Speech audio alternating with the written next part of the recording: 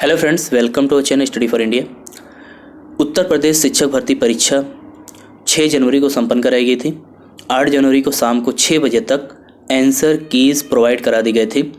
सिर्फ 2 से 3 दिन का समय दिया गया था। 11 जनवरी को शाम 6 बजे तक यानी कि कल शाम 6 बजे तक आपत्ति ली गई।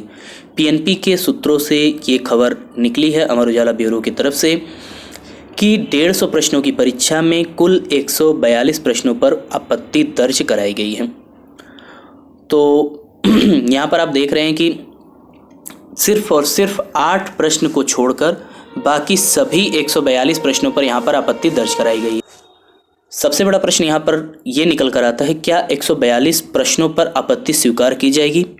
दूसरा यहाँ पे ये प्रश्न निकल कर आता है कि कितने प्रश्नों के उत्तर परिवर्तित होंगे। तीसरा प्रश्न ये निकल कर आता है कि कितने कॉमन अंक निर्धारित किए जाएंगे और कितने कॉमन अंक दिए जाएंगे। चौथा प्रश्न ये निकल कर आता है कि कितने प्रश्नों के 2 उत्तर मान्य होंगे। तो इन सभी प्रश्नों के उत्तर आपको इस वीडियो में आपको मिलेगा। तो पहले हम ये खबर आपको बता देते हैं, अमर उजाला ब्यूरो में ये प्रयागराज में ये न्यूज़ आई है, निकली हुई है। तो इसको हम पढ़ के सुना देते हैं कि क्या चीज़ें हैं। 150 प्रश्नों वाली 69,000 शिक्षक भर्ती परीक्षा में 142 प्रश्नों पर अभ्यर्थियों ने आपत्ति जता दी है। सचिव परीक्षा नियामक प्राधिकारी यानी जो अनिल भूषण चतुर्वेदी जी हैं, सहायक अध्यापक भर्ती परीक्षा की 8 जनवरी को उत्तर कुंजी जारी करने के बाद परीक्षार्थियों से 11 जनवरी को शाम 6 बजे तक आपत्ति दाखिल करने को कहा था। इसी क्रम में शुक्रवार को आपत्ति दाखिल करने के अंतिम दिन शाम 6 बजे तक कुल 21,000 अभ्यर्थियों ने मिलाकर 142 प्रश्नों पर आपत्ति दाखिल की गई है। एक साथ 142 प्रश्नों पर आपत्ति के बाद अब यह सवाल उठता है कि क्या परीक्षा में मात्र 8 सवाल ही बिना विवाद वाले हैं। प्रश्न उठना लाजमी है। इसके बाद आगे अगर हम देखें कि परीक्षार्थियों की ओर से इतने अधिक प्रश्नों को सवालों के दायरे में लाने को सचिव अनिल भूषण चतुर्वेदी ने हास्यास्पद बताया।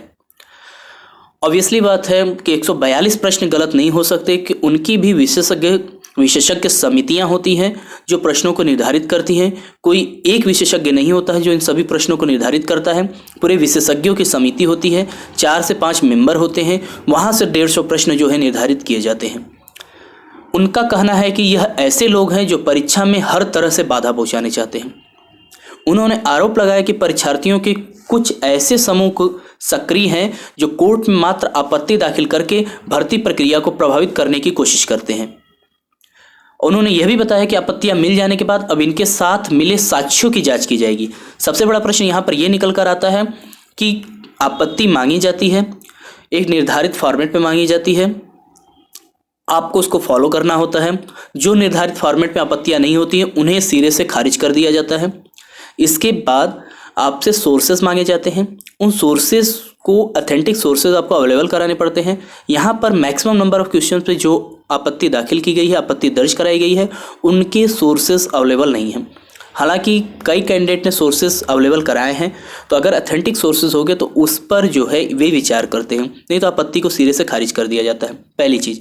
दूसरी चीज़ यहाँ पर यह है कि आप 142 प्रश्नों पर फिर से विचार विमर्श किया जाएगा? जी नहीं, सभी आपत्तियों पर विचार विमर्श नहीं किया जाता है विशेषज्ञ समिति के द्वारा।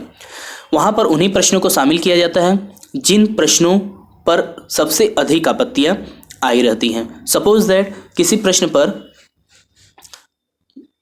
टोटल 10 आपत्ति दर्ज की गई है या 20 आपत्ति दर्ज की गई है, तो इस पर कोई भी सुनवाई नहीं होती है।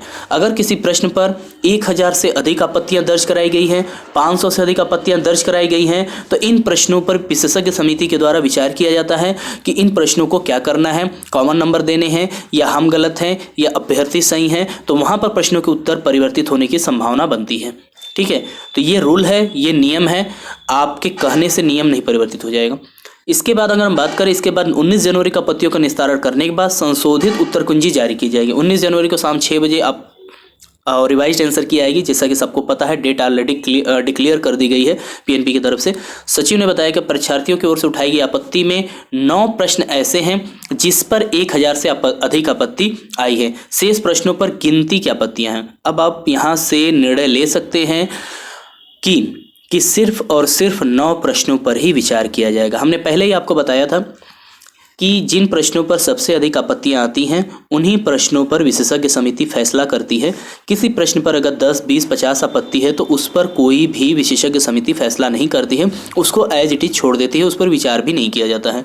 तो यहाँ पर सिर्फ 9 प्रश्न ऐसे हैं जिन पर एक विशेषज्ञ समिति बनाई जाएगी, कमेटी बनाई जाएगी। इन 9 प्रश्नों पर हर विषय के अलग अलग एक्सपर्ट को शामिल किया जाता है।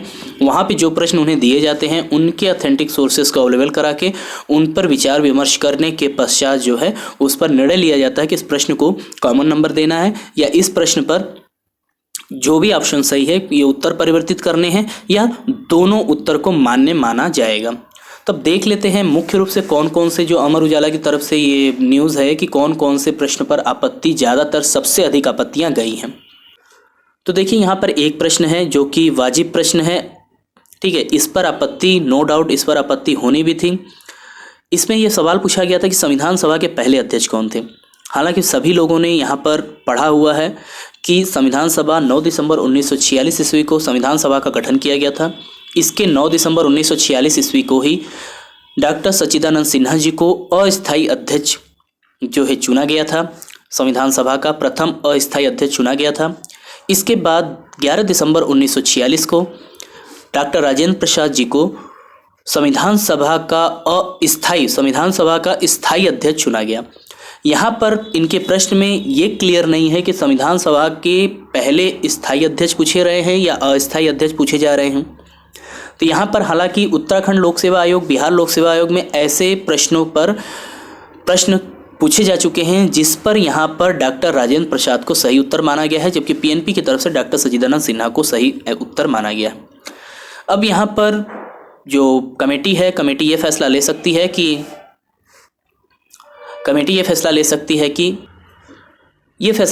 है कि इस प्रश्न को मूल्यांकन से बाहर किया जाए, या तो इस प्रश्न पे ए और बी दोनों को सही मानकर दोनों को उत्तर को सही माना जाए। तो अब यहाँ पर ये विशेषज्ञ समिति यहाँ पर ये फैसला करेगी, ठीक है। तो वो 19 जनवरी को शाम को पता चलेगा कि इन्होंने क्या निर्णय लिया है। अगला प्रश्न देखते हैं। अगला प्रश्न जो कि विवादित है, जिस पर आपत्ति सबसे अधिक गई है कि श्वास रंध्र का प्रयोग श्वास के तौर पर कौन करता है। पीएनपी की तरफ से तिलचट्टा यानी कि कॉकरोच को आंसर माना गया है, जबकि परीक्षार्थियों का कहना है कि शार्क, टारपीडो जैसी मछलियां श्वास रंध्र का प्रयोग करती हैं, यानी कि स्पेरिकल्स का प्रयोग करती हैं। एनसीईआरटी और परिषदीय विद्यालयों की जो एससीईआरटी की बुक्स हैं उनको यहाँ पर सोर्सेस जो है अभ्यर्थियों के द्वारा अवेलेबल कराए गए हैं। तो इन प्रश्नों पर भी देखा जाएगा कि विशेषज्ञ समिति क्या फैसला करती है। तीसरा प्रश्न सबसे अधिक विवादित जो है, जिस पर सबसे अधिक आपत्तियां दर्ज कराई गई हैं कि भारत में गरीबी के निर्धारण का पैमाना क्या है। छात्रों ने एनसीईआरटी की बुक्स वर्ल्ड बैंक और एशियाई बैंक को सही बताया है कि जो वर्ल्ड बैंक और एशियाई बैंक यानी एडीबी एशियन डेवलपमेंट बैंक है, और एनसीईआरटी की बुक्स में जो गरीबी के निर्धारण का पैमाना है, आपको पता ही है कि $1.25 जो है वर्ल्ड बैंक की तरफ से है। इससे इतना पैसा, इससे कम रुपीज़ कमाने वाला, जो डॉलर पैसा रुपया कमाने वाला जो भी व्यक्ति है वो गरीबी रेखा के नीचे जीवन यापन करता है। गरीबी रेखा का निर्धारण मानक जो है प्रति व्यक्ति आय के आधार पर इन्होंने बताया हुआ है। लेकिन पीएनपी की तरफ से परिवार के उपभोग व्यय को गरीबी के निर्धारण का पैमाना बताया है। तो ये प्रश्न है जिस पर विशेषज्ञ समिति फैसला करेगी। 19 जनवरी को शाम को पता चलेगा कि प्रति व्यक्ति आय को यहाँ पर सही उत्तर माना जाता है या परिवार के उपभोग व्यय, जैसा कि इन्होंने आंसर की में प्रोवाइड कराया है, उसको माना जाएगा। नेक्स्ट क्वेश्चन यहाँ पर सबसे ज़्यादा इस पर भी आपत्ति दर्ज की गई है कि नाथ संप्रदाय के प्रवर्तक कौन थे। तो यहाँ पर एससीईआरटी के बुक्स का सहारा लेते हुए जो अभ्यर्थी हैं गोरखनाथ को सही उत्तर बताया है, जबकि पीएनपी ने इसका सही उत्तर मत्स्येंद्र नाथ को माना है। अब यहाँ पर ये प्रश्न भी विशेषज्ञ समिति के द्वारा फैसला किया जाएगा कि इस प्रश्नों के उत्तर को या तो दोनों को आप मान लें या तो फिर इस प्रश्न पर कॉमन अंक देने की विचार कर सकते हैं या इस प्रश्न को मूल्यांकन से ही बाहर कर सकते हैं। ये विशेषज्ञ समिति फैसला करेगी, वहाँ पर जो कमेटी बनाई जाएंगी, ठीक है। तो ये टोटल है। और इसके अलावा सचिव परीक्षा नियामक प्राधिकारी पर आंदोलन जो है चल रहे हैं, परीक्षा निरस्त कराने की मांग की जा रही है। और अनिल भूषण चतुर्वेदी जी का ये कहना है कि परीक्षार्थी गलत मांग कर रहे हैं, उनके पास पर्चा आउट होने का कोई साक्ष्य नहीं है। उन्होंने जो कहा है, जो भी प्रश्न पत्र सामने आए वह सभी परीक्षा पूरी होने के बाद के हैं। तो अब ये सचिव जी का बयान है, ये हम अपना बयान नहीं दे रहे हैं, सचिव जी का बयान है। अब इसमें क्या होगा क्या नहीं होगा वो पीएनपी करेंगी, सरकार फैसला करेगी।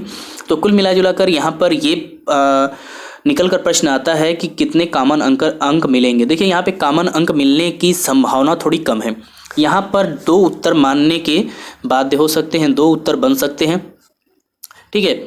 जो सही है वही हम बता रहे हैं। इसके बाद 19 जनवरी को शाम को 6 बजे हम एक और वीडियो अपलोड करेंगे यहाँ पर, और आपको रिवाइज्ड आंसर की दिखाएंगे कि कितने प्रश्नों के उत्तर बदले गए हैं या आपत्तियाँ, और कितने प्रश्नों के उत्तर जो है 2 माने गए हैं, ओके, और कितने प्रश्नों के उत्तर को कॉमन अंक दिए गए हैं। कॉमन अंक देने की संभावना थोड़ी कम है, क्योंकि यहाँ पर कट ऑफ ऑलरेडी क्लियर कर दी गई है, और उसके बाद जो भी कमेटी फैसला करेगी उसको माना जाएगा, ठीक है। तो ये टोटल न्यूज़ आज के न्यूज़पेपर में प्रयागराज में निकली हुई है। अमर उजाला ब्यूरो का ये न्यूज़ है, ओके। वीडियो अच्छी लगे तो लाइक ज़रूर करिएगा, अपने फ्रेंड सर्कल में शेयर ज़रूर कर दीजिएगा, ताकि अधिक से अधिक लोगों के पास की ये न्यूज़ पहुंच सके।